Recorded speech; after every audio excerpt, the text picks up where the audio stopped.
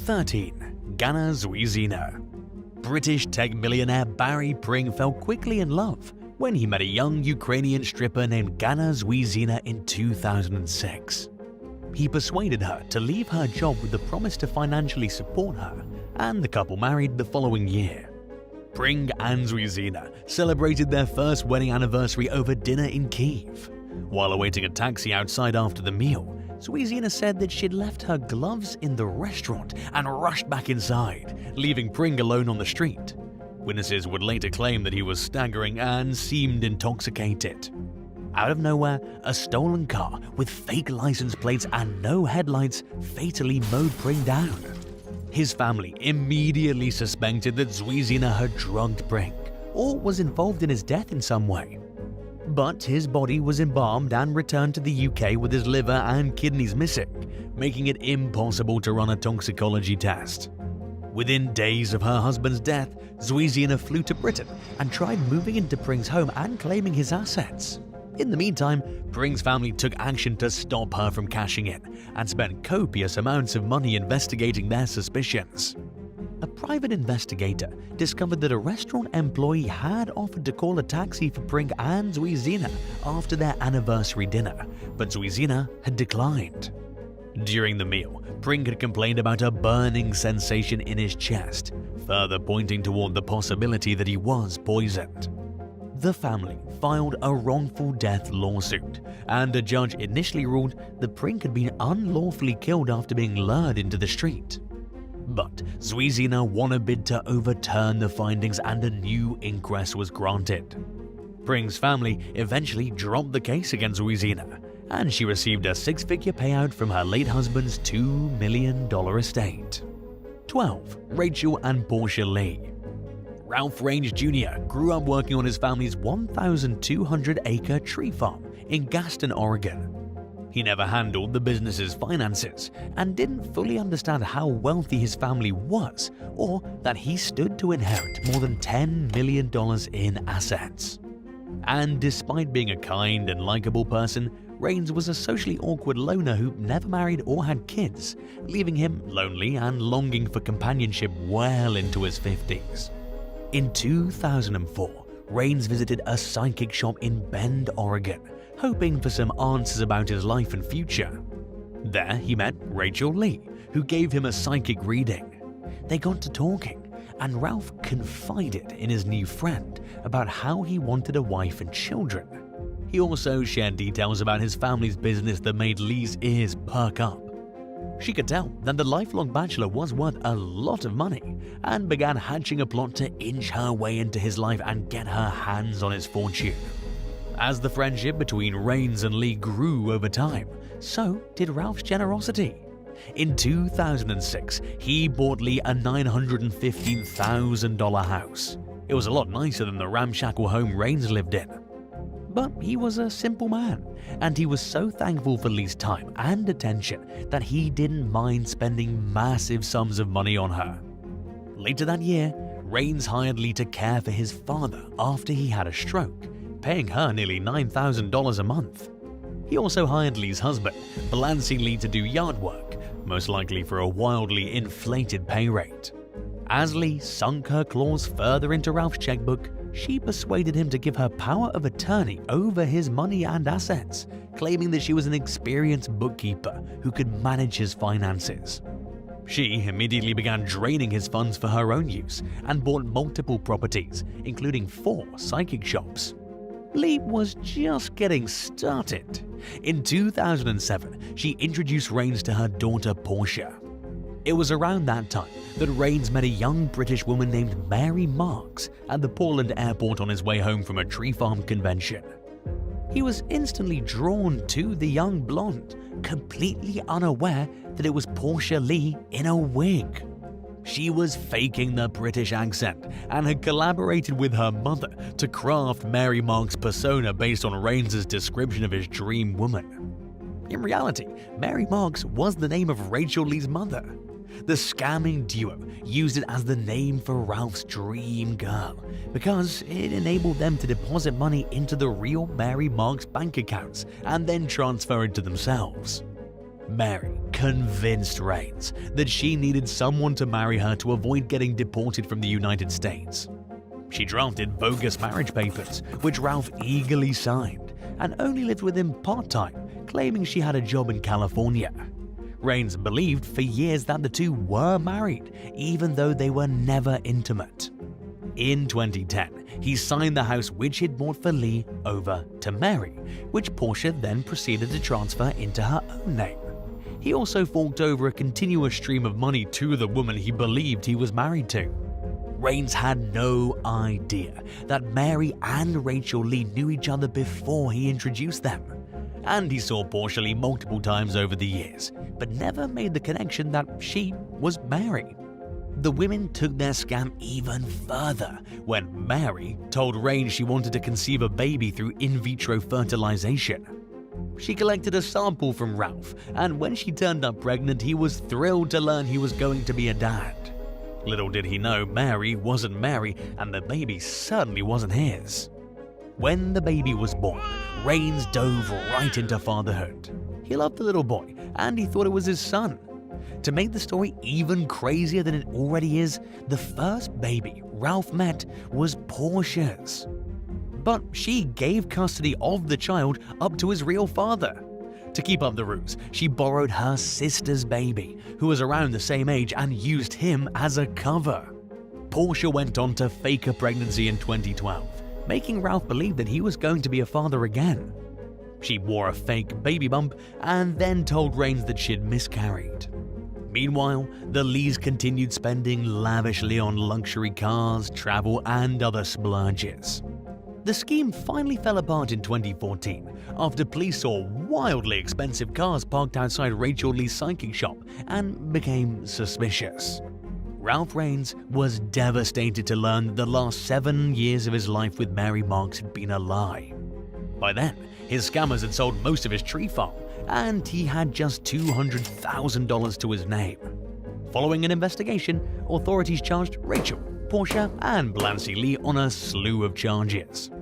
Rachel was sentenced to 8 years in prison, while Borche received a 33-month sentence and Blancy was handed a 2-year term. 11. Sandre de Villard. Marcel Onfou was a recluse who spent his entire life living in a wooden shack near the French village of Puy-Saint-Pierre. Nicknamed the Hermit of the Alps, he got by without electricity or running water. Anyone who didn't know him never would have guessed that he was a multi-millionaire, but between his low-cost lifestyle and the growing value of the land he owned due to increased tourism in the region, Onfou had amassed a fortune. He could have made even more money by developing his land as a resort, but he instead filled his property with several chalets, where he let friends and family stay for free. It was perhaps only a matter of time before someone offered to buy Onfou's land. That someone was a glamorous real estate agent named Sandre de Villard, showing up on the eccentric millionaire's doorstep in 2010. Onfou refused to sell his property, but was awestruck by de Villard's beauty and offered to take her on a date. Long story short, he fell head over heels for the blonde bombshell, and the couple married the following year. To say they were an unlikely match would be an understatement, and it carried some concerns among Onfou's loved ones about de Villard's intentions. They became even more suspicious when the couple continued to live apart after tying the knot, with de Villard remaining headquartered in Paris while Onfou stayed firmly planted in his ramshackle cabin. Just a year after marrying, the pair were in a car accident while riding with 2 of de Villard's friends. Everyone survived except Onfou. Rumors began to swirl about de Villard allegedly orchestrating her husband's death. Seemingly unconcerned by the gossip, de Villard told Onfou's friends and family that she planned to develop his property and that everyone living on it had to move. The car crash that killed Onfou was ruled an accident, and de Villard was cleared of any wrongdoing.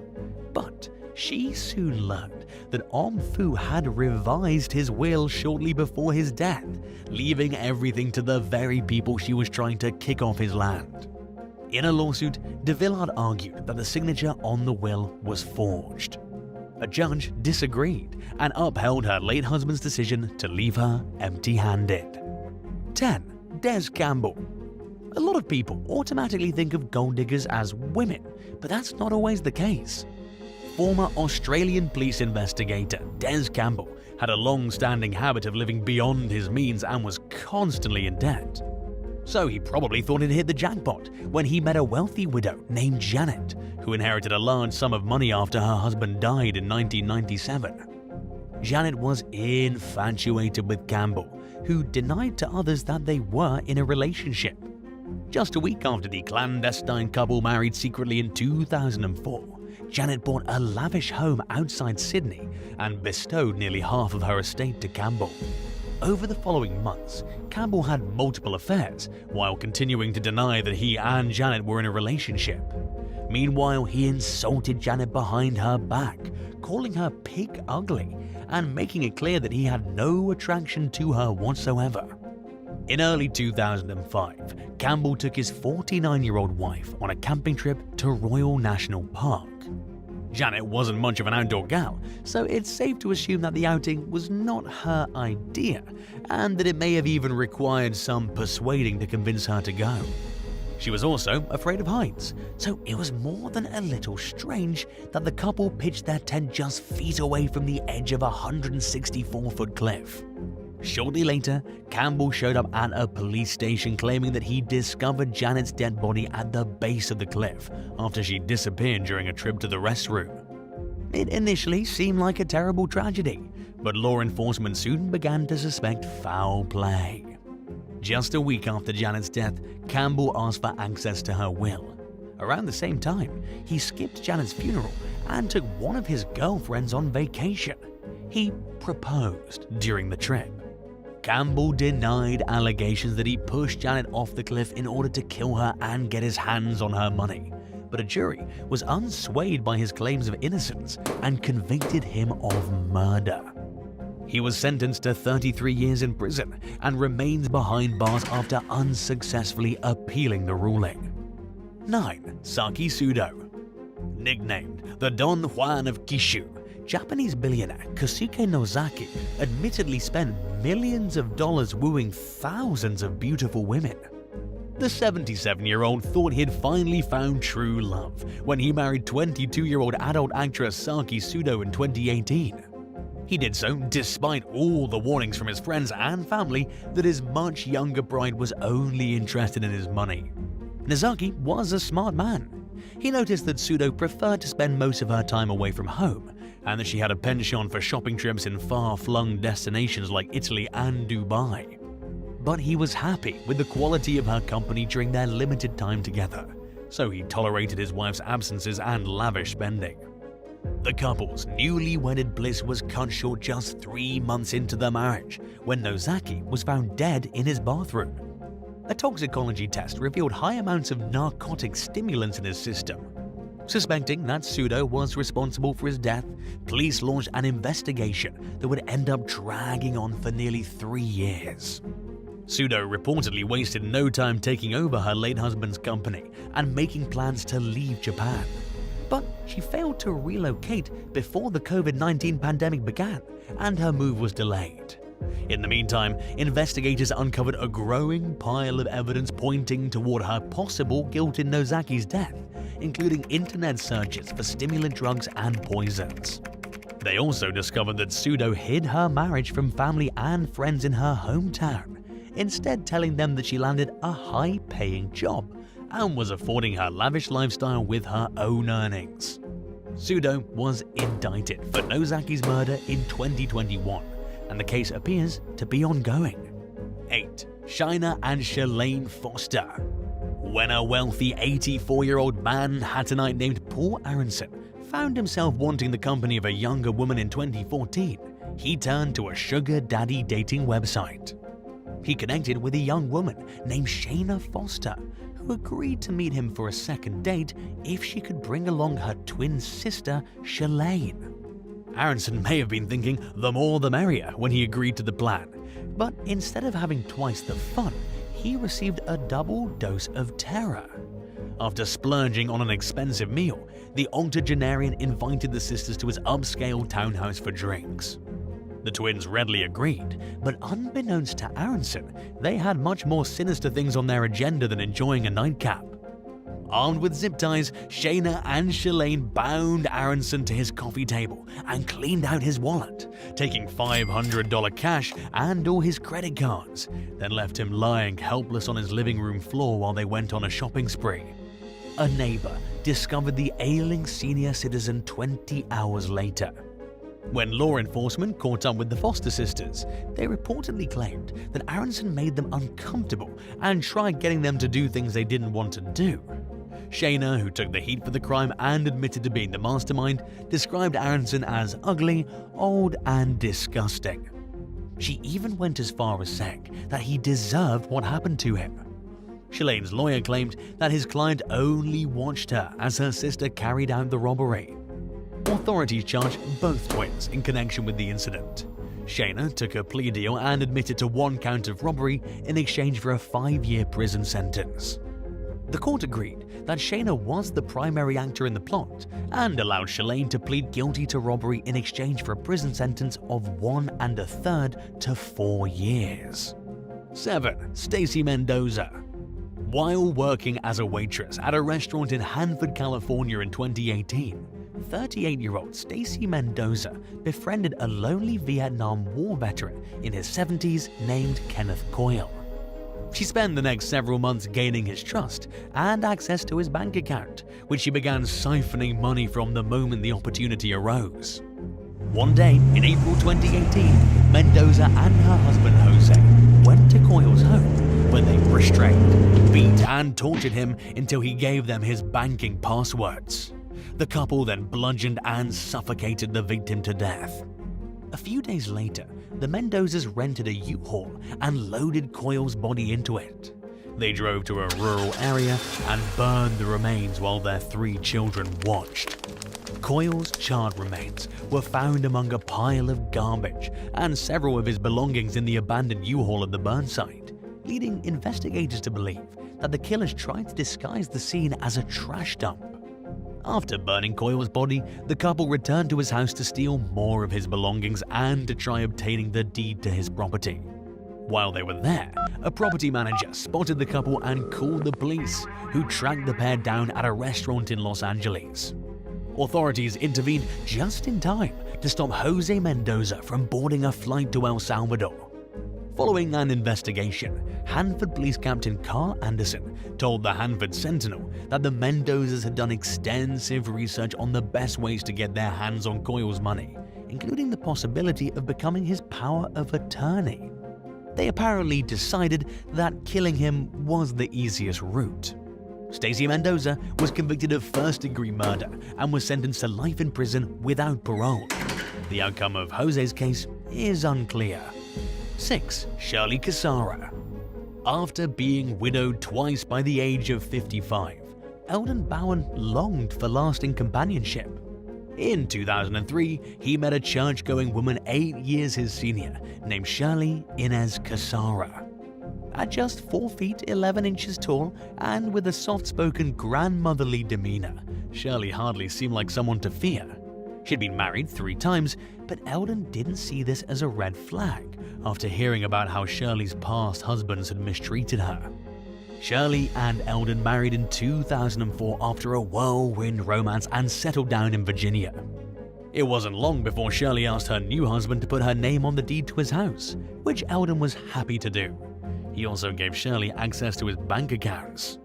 Eldon later told the ID channel show, Who the Bleep Did I Marry?, that Shirley's personality changed overnight roughly 2 months into the marriage. She became constantly angry and began calling Eldon names, insulting him and picking arguments with him on a regular basis. At first, Eldon assumed Shirley was having a bad day whenever she lashed out at him. But it began happening too often to overlook, especially as Shirley's temper reached new extremes. During an argument one day, she stormed out of the house. Eldon went outside a little later and discovered that someone had keyed his truck. A few weeks later, Shirley called 911 and falsely accused Eden of hitting her. She allegedly showed officers a self-inflicted wound and blamed it on her husband. Eldon was arrested and called his son to bail him out. He discovered later that evening that his checking account had been emptied. A bank employee revealed that Shirley had withdrawn all the money the day before she had Eldon arrested. The situation worsened when the judge overseeing the domestic violence case granted Shirley a 2-year restraining order, banning Eldon from going anywhere near his own home. With her husband out of the picture, Shirley got rid of all his belongings. Eldon filed for divorce, but Shirley refused to sign the papers. Meanwhile, she began barraging her estranged husband with harassing and threatening phone calls, which Eldon did his best to ignore. One day he answered the phone, and Shirley filed a police report against him for violating the protective order. After hearing rumors that Shirley planned to marry another man, Eldon investigated her background and discovered that she had in fact remarried while their divorce was still pending. She'd also married Eldon while still married to her previous husband. A police investigation found that several of Shirley's past marriages had overlapped, and she had been married not 4 times like Eldon thought, but 10 times. He was her 8th husband. Several of Shirley's past husbands told eerily similar stories of being falsely accused of abuse and drained of their money and assets. In 2010, authorities charged Shirley with embezzlement, bigamy, and fraud. She became known among locals as the gold-digging grandma and was sentenced to 2 years in prison. 5. Angelina Rodriguez. 41-year-old U.S. military veteran Frank Rodriguez met his future wife, 32-year-old Angela, while working at a boot camp for wayward youth in San Luis Obispo, California.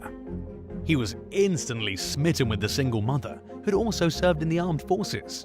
The couple married in April 2000, just months after meeting, leaving their friends and family shocked. It was Frank's 2nd marriage and Angelina's 4th. Frank was a quiet church-going man who was quick to trust others. Prosecutors would later argue that these traits made him an easy target for Angelina, who had a checkered history of jumping from one relationship to the next and chasing after money and attention. She was also a habitual liar, according to friends and family, including one relative who told the Los Angeles Times that Angelina went as far as faking a pregnancy and a miscarriage before she met Frank. After the wedding, Frank took a job as a schoolteacher.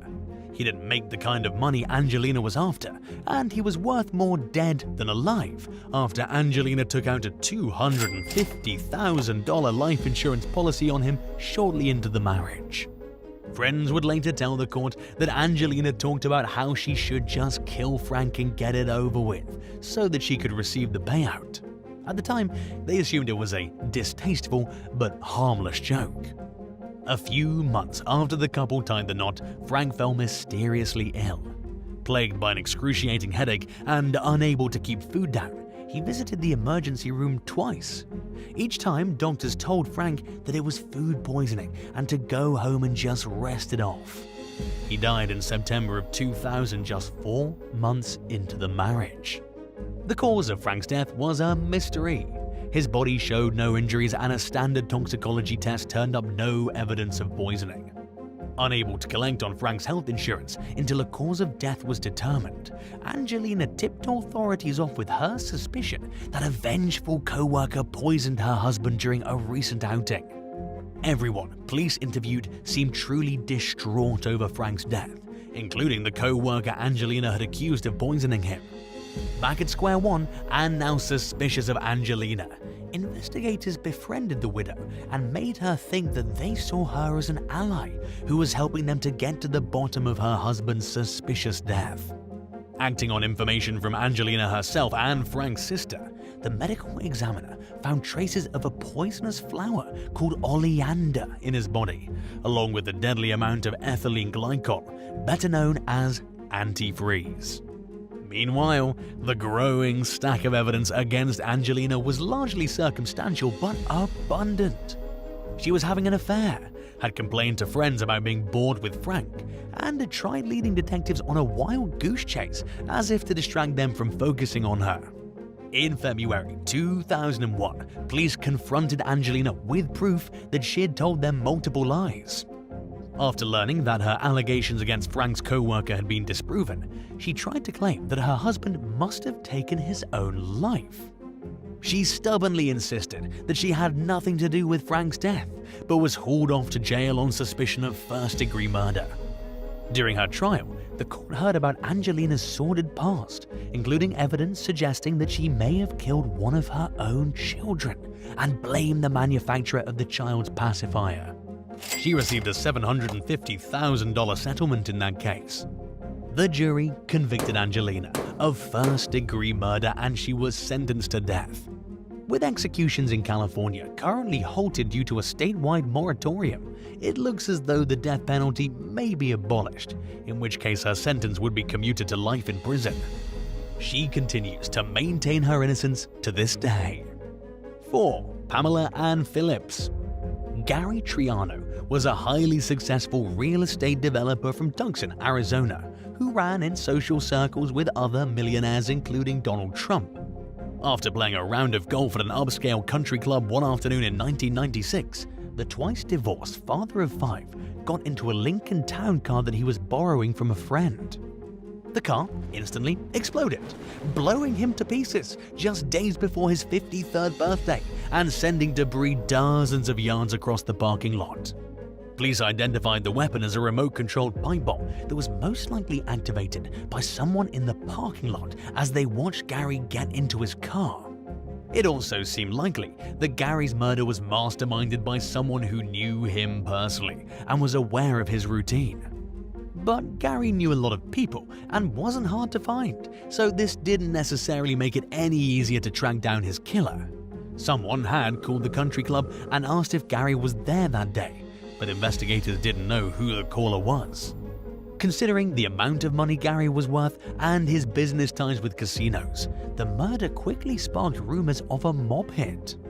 A closer look at his finances revealed that he had lost a massive amount of money in recent years due to bad business dealings. He was up to his eyeballs in debt and had declared bankruptcy 2 years before his death. Despite being financially tapped out and owing money to a lot of people, there was no evidence that anyone was angry enough to kill Gary. Detectives began to focus on his personal life and quickly eliminated 2 out of the 3 women he had children with. In the process, they learned that his second wife, Pamela Phillips, had divorced him in 1994 after he went broke, because he could no longer afford the lavish lifestyle she demanded. Rumors long swirled about Pam being a homewrecker who'd interfered with Gary's first marriage and was only after his money. When the marriage between Gary and Pam ended after 7 years, Pam moved to Aspen, Colorado. The former couple began to fight bitterly over money, with Pam accusing Gary of hiding assets and demanding higher child support payments. She was a successful real estate entrepreneur in her own right, but it apparently wasn't enough to uphold her taste for the finer things in life. While shopping around Aspen in search of a new husband, Pam met a man named Ronald Young. He wasn't rich, but he had business management skills, and he offered to help Pam develop her website, which revolved around horoscopes for babies. As the friendship between Pam and Ronald grew close, Gary began to worry that someone was following and keeping tabs on him. When his girlfriend asked why, he reportedly mentioned a $2 million life insurance policy that listed his 2 children with Pam as the beneficiaries. Because the kids were under 18, the money would go to Pam if he died. Pam had a rock-solid alibi for her whereabouts on the day of Gary's murder, which ruled her out as the actual killer. But investigators were highly suspicious of her connection with Young, who had a track record for stealing his client's credit. Shortly before the bombing, a van rented by Young was found abandoned in California with papers detailing Pam and Gary's divorce and a sawed-off shotgun. Further investigation indicated that Pam had agreed to pay Young $400,000 for killing Gary, which she wired to him in installments. Even more suspiciously, Young had fled to Colorado after Gary's murder and was nowhere to be found. He was picked up in Florida on forgery and embezzlement charges in 2005 after being featured on America's Most Wanted, and was charged with Gary's murder 3 years later.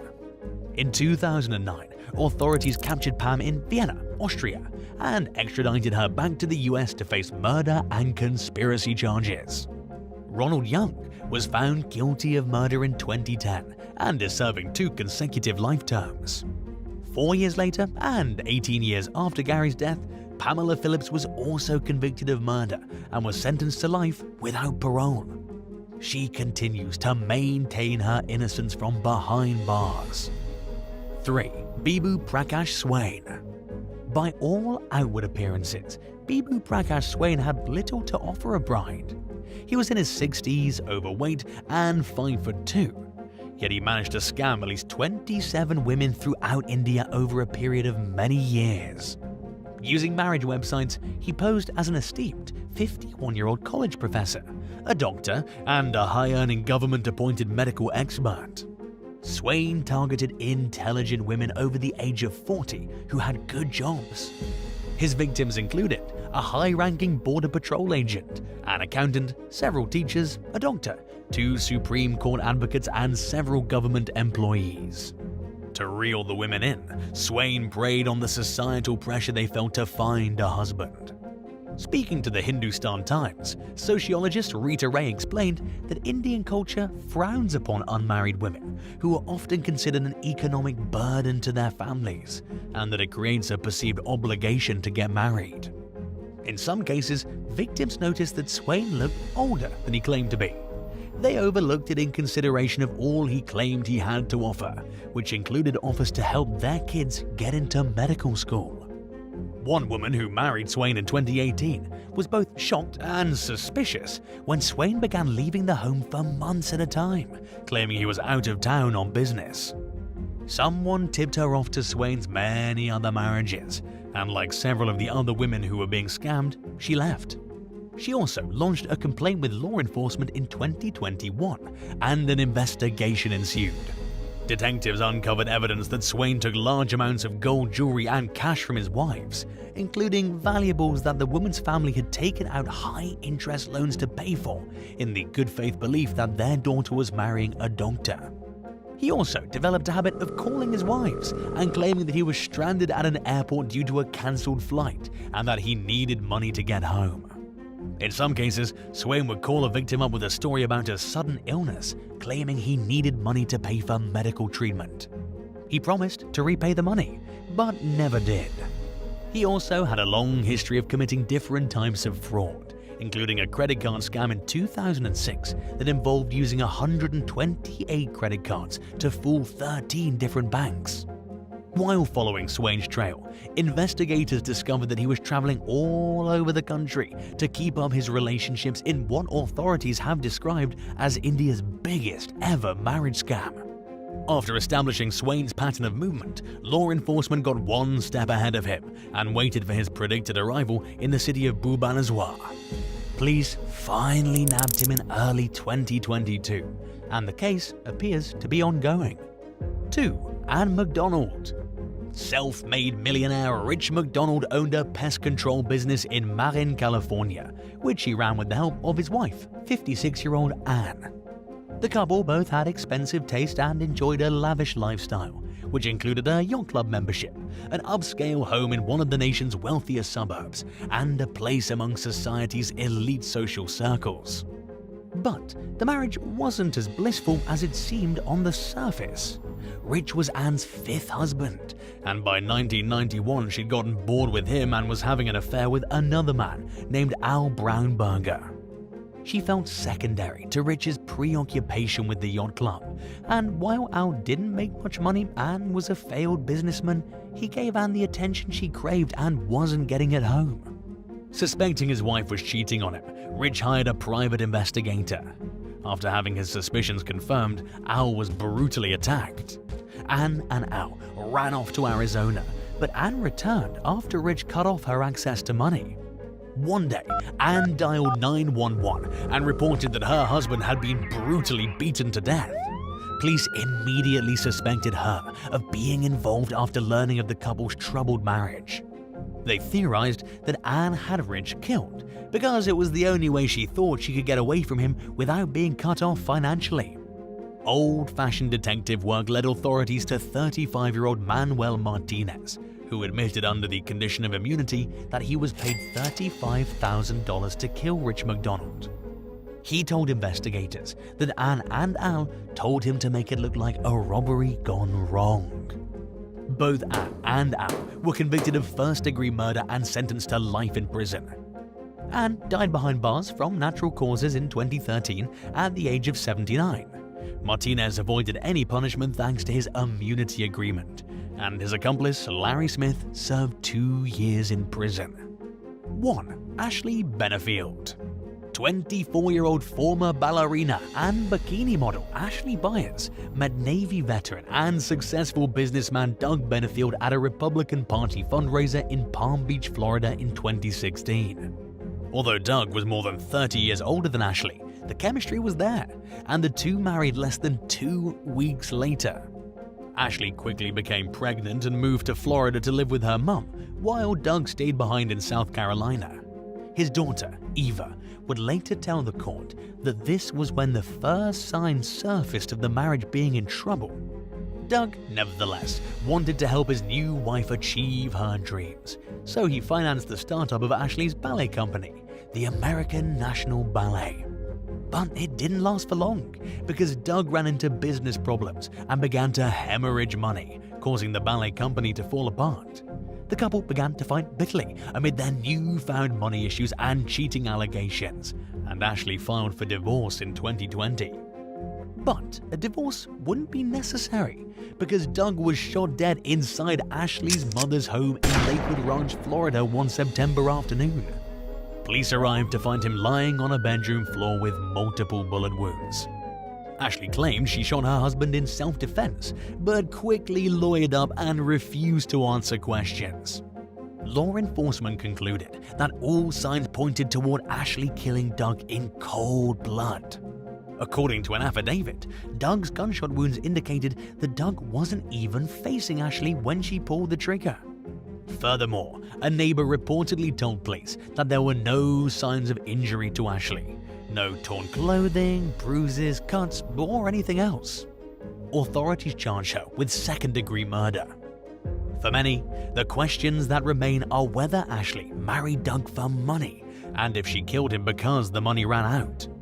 She continues to maintain her innocence under Florida's Stand Your Ground law and is scheduled for her next court hearing in July 2023.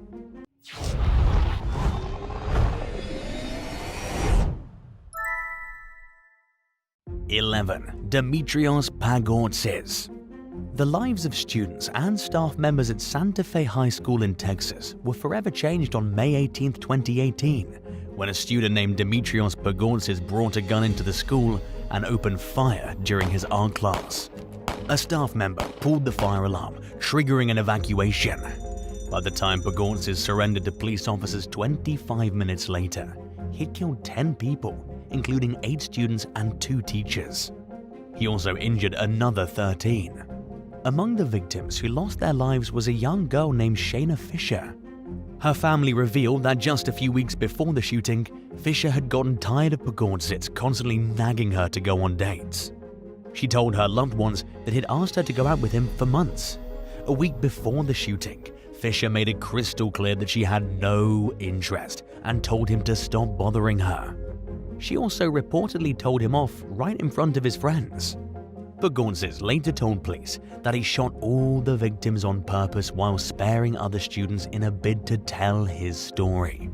Shortly after the shooting, investigators theorized that Fisher was his main target and that he opened fire on her classmates after killing her at point-blank range. Later on in the case, prosecutors claimed that Pagos was also motivated by the fact that he was bullied. He now faces charges of capital murder and aggravated assault against a police officer. If convicted of the murder charge, he could face a life sentence with the possibility of parole after 40 years. His court proceedings have been delayed multiple times due to concerns surrounding his mental health and whether or not he's actually competent enough to stand trial. He spent over 3 years living at a mental hospital, while the parties involved in his case debate over how to take the next step. Most recently, the judge overseeing the case ordered Pagos to be evaluated by an outside expert and claimed that the hospital staff have failed to restore him to a competent level. 10. Lewis Haynes. 18-year-old Lily Sullivan was found lifeless in Pembroke, England's Mill Pond one morning back in December 2021. Somebody had strangled her to death and thrown her body away in the water. Hours earlier, Sullivan spoke with her mum Anna over the phone. Anna heard a scream right before the line suddenly went dead. She tried calling back over 30 times but failed to get a hold of her daughter. An investigation led police to 31-year-old Lewis Haynes as the primary suspect for the murder. Sullivan and Haynes met the night before her death at a nightclub. After leaving separately, they crossed paths again in an alleyway and started to talk. They exchanged a quick kiss, and according to prosecutors, Haynes wanted things to go a bit further, but Sullivan shot him down. Part of the attack was captured thanks to security cameras. The footage showed Sullivan's phone repeatedly lighting up as Haynes went after her. It was the young woman's mother trying to call her after hearing the terrifying scream. Only 2 people will ever know exactly what happened that day. Sadly, one of them is dead, and the other, Haynes, refused to tell the full story. He denied that Sullivan rejected him, even after he allegedly admitted to his mum and girlfriend that he strangled a girl and threw her into the pond. The court ruled that Haynes had in fact tried to force himself on the victim and that he killed her when she refused him, to keep her quiet and to ensure that his romantic partner at the time wouldn't find out. A friend of his reportedly saw Haynes enter the alleyway to approach Sullivan and warned him against it, reminding him that he had a girlfriend and that the victim was only 18 years old. The judge overseeing the case stated that he was sure Sullivan was on her way home and that Haynes was drunk and probably lost his temper.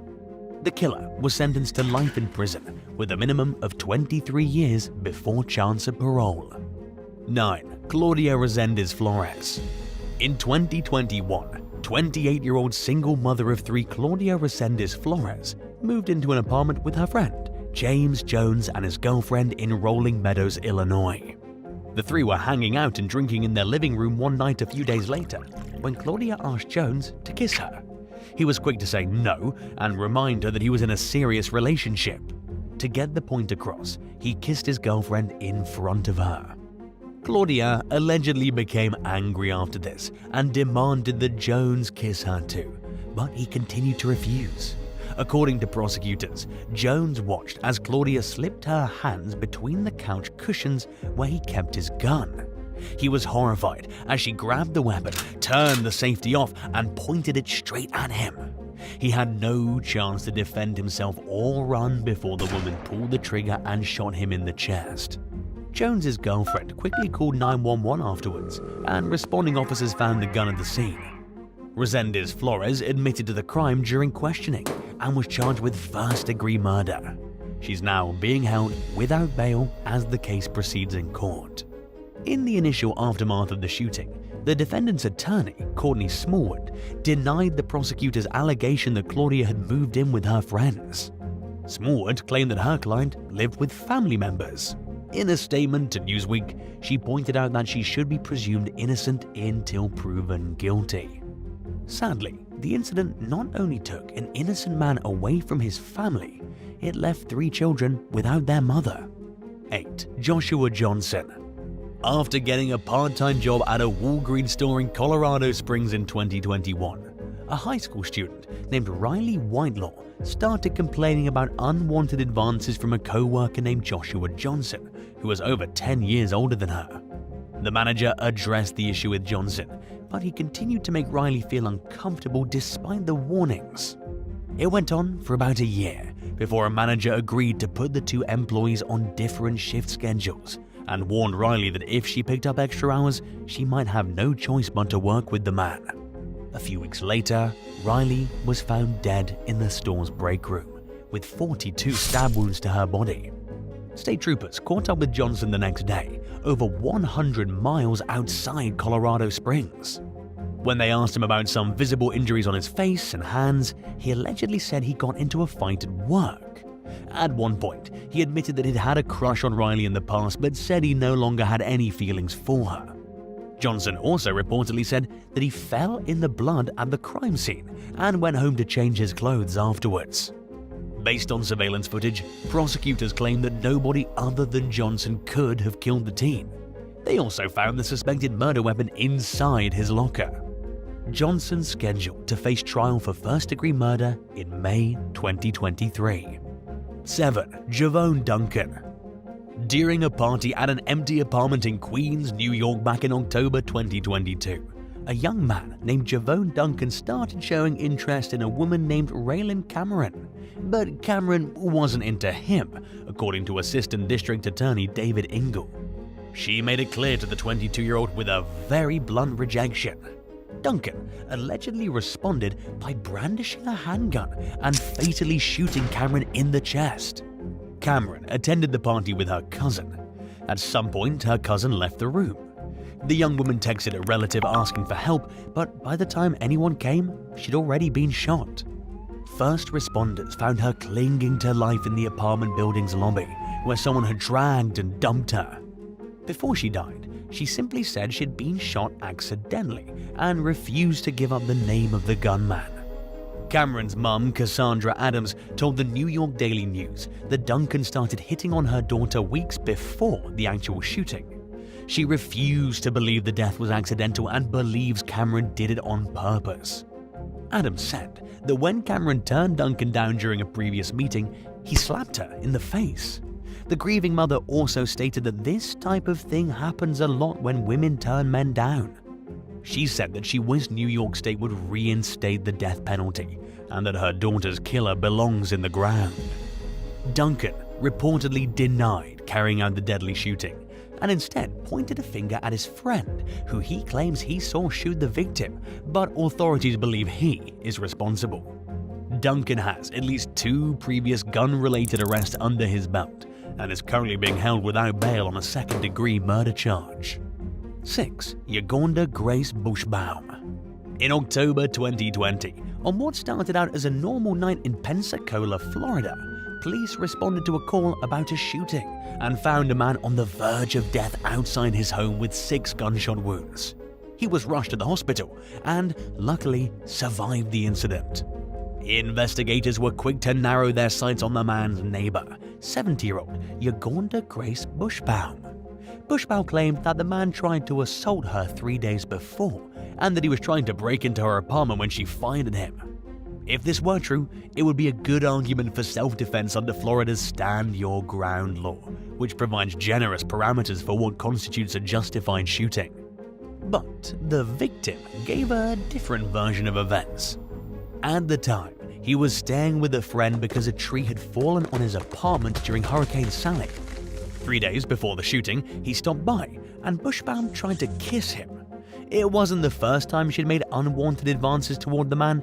In fact, it had happened several times since he moved in next door. As usual, he rejected her.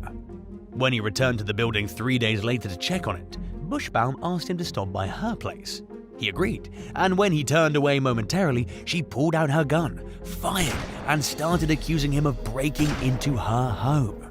The victim told police that he didn't understand why Bushbaum shot him and that he believed she was seriously mentally ill. He explained that his neighbor had developed romantic feelings towards him despite his rejections and that she wanted a relationship. Bushbaum was found guilty of attempted second-degree murder and was sentenced to life in prison. She's required to serve at least 25 years before she becomes eligible for parole, at which point she'll be 97 years old.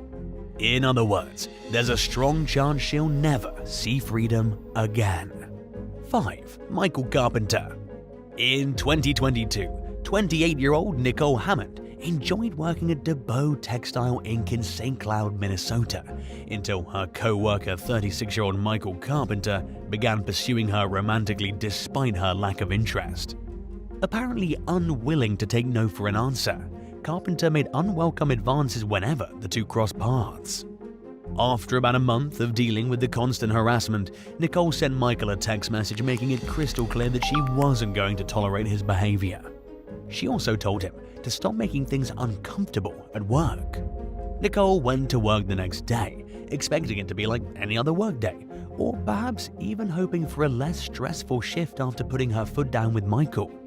Instead, she was fatally gunned down in the parking lot before clocking in.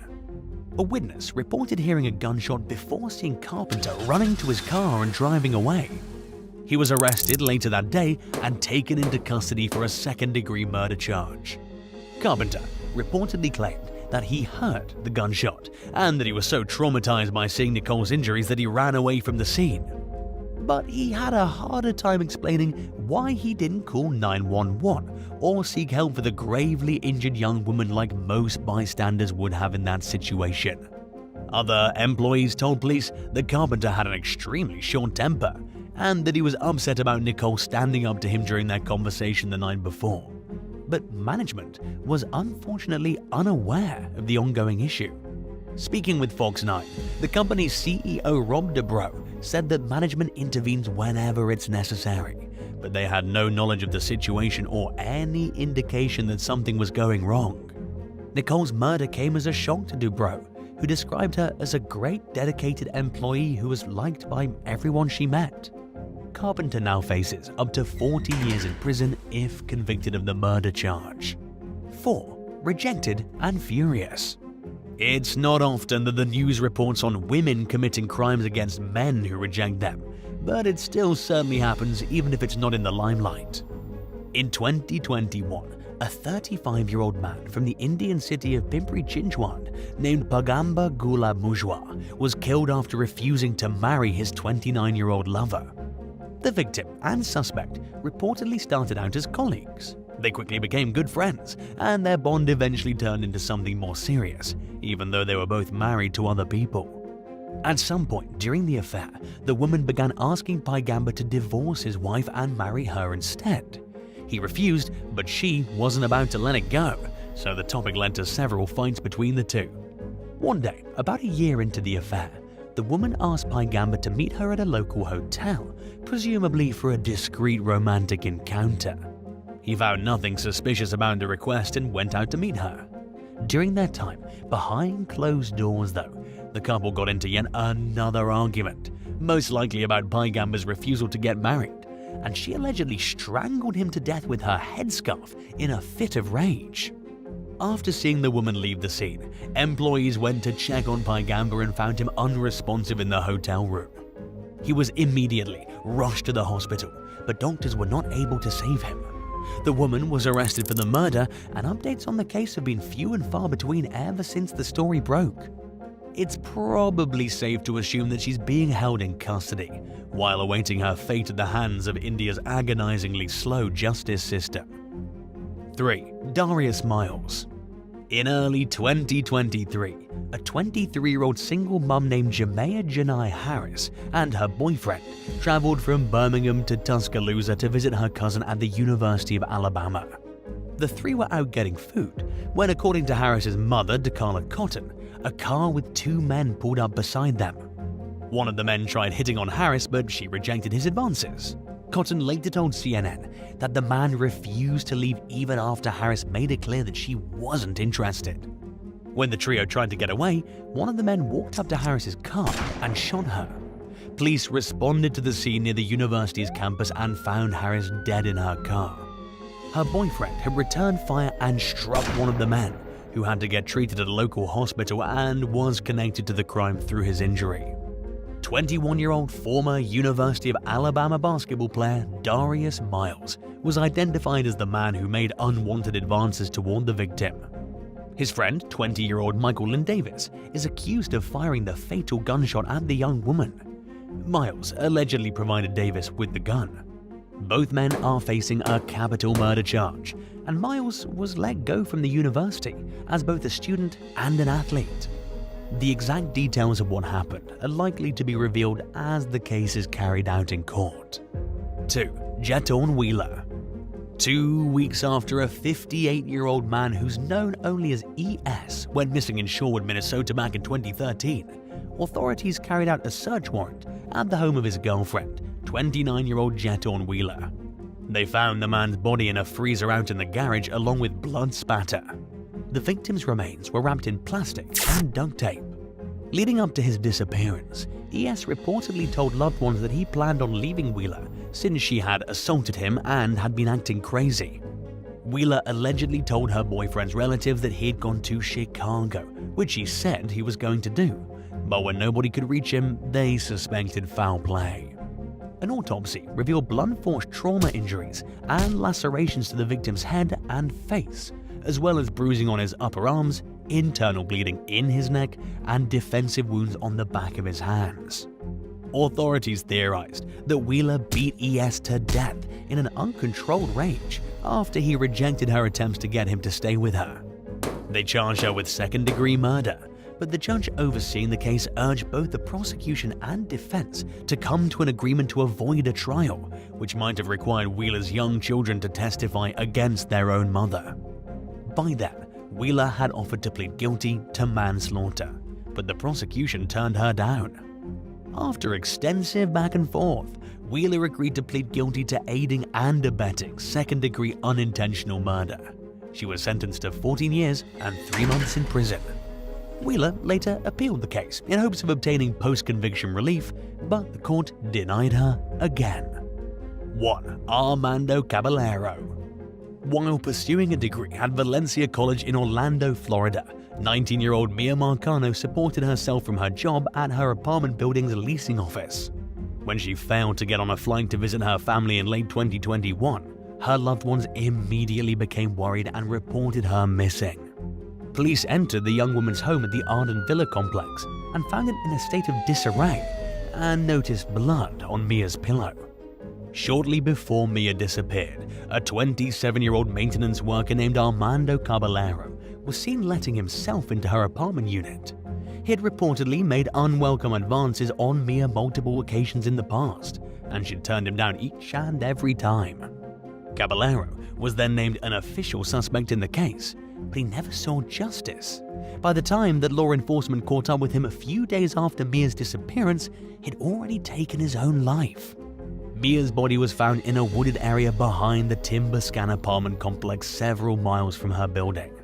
Her hands and feet were tied up, her mouth was covered with duct tape, and she was partially unclothed. The young woman's purse was found nearby with her shirt stuffed inside. Described by some media outlets as Orlando's most troubled condominium complex, Timber Scan is mostly abandoned and is a hotspot for drugs, violence, shootings, fires, and other crimes. After Mia's remains were found, it also got the reputation as a body dumping site. Cell phone records and other evidence proved almost conclusively that Caballero was Mia's killer, and the police have not named or sought out any other suspects or persons of interest in the heartbreaking case since.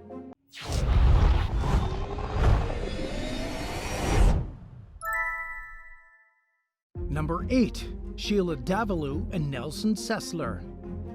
Pharmaceutical research scientist Sheila Davalos married Paul Christos in 2000 after her first husband caught her having an affair with him. The once passionate romance soon fizzled out, and in 2001, Davalos met and began sleeping with her co-worker Nelson Sessler. Sessler had no idea Davalos was married, and she wanted to keep it that way.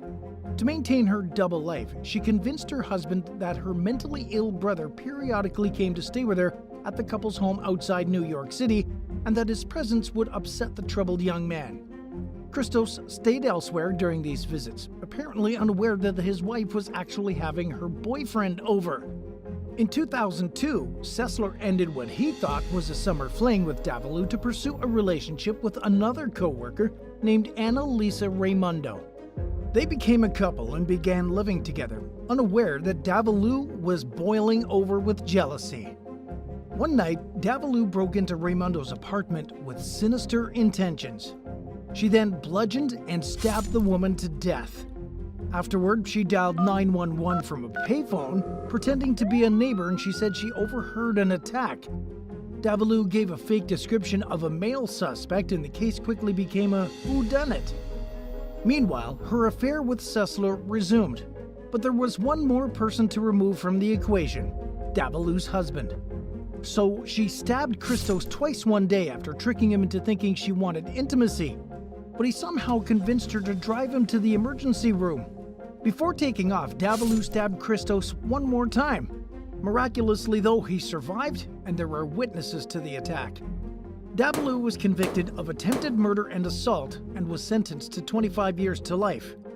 By then, detectives had connected her to Raimondo's murder, and after building a solid case, they took it to trial.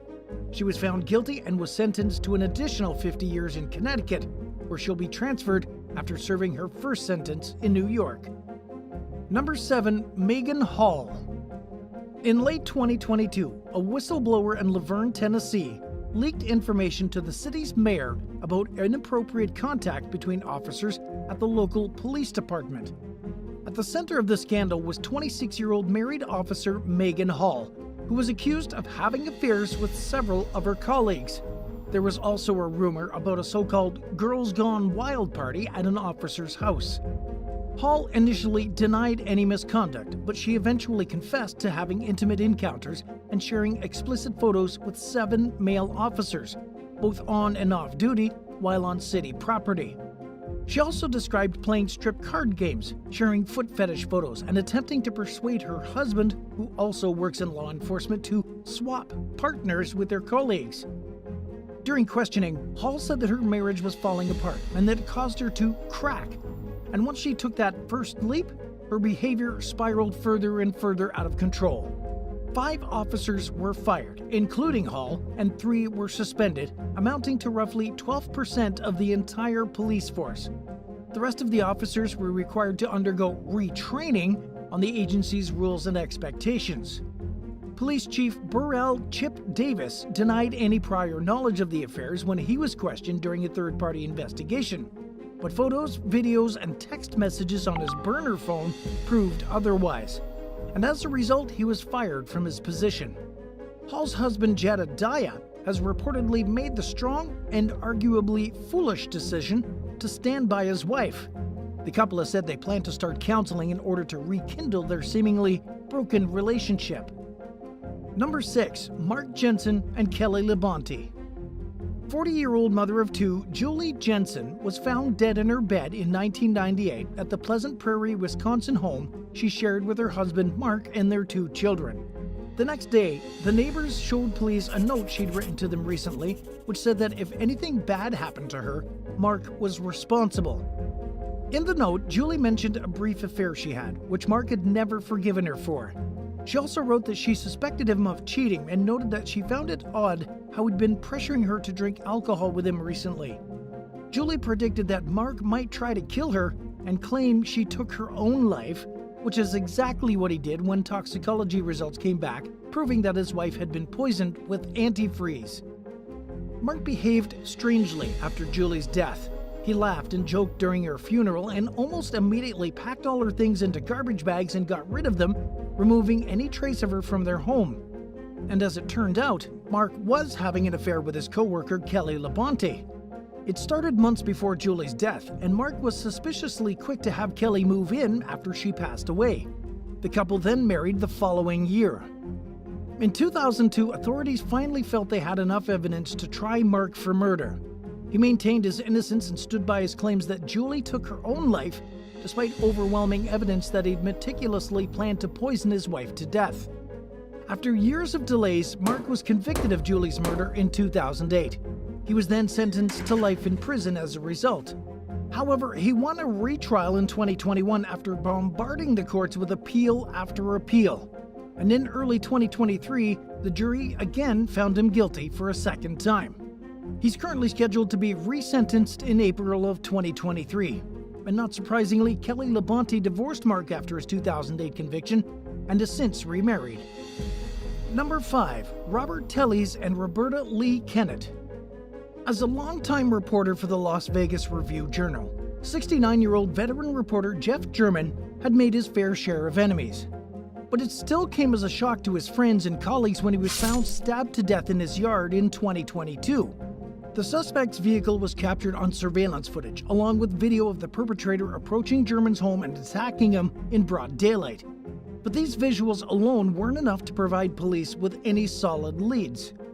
The Review-Journal launched its own investigation into the murder. Based on the sloppiness of the crime, the team speculated that the suspect was an amateur killer rather than a seasoned criminal. While reviewing German's social media, they identified former Clark County Public Administrator Robert Telles as a person of interest. German had written a series of brutal articles about Telles, exposing his extramarital affair with his co-worker Roberta Lee Kennett and revealing evidence of workplace hostility and mismanagement.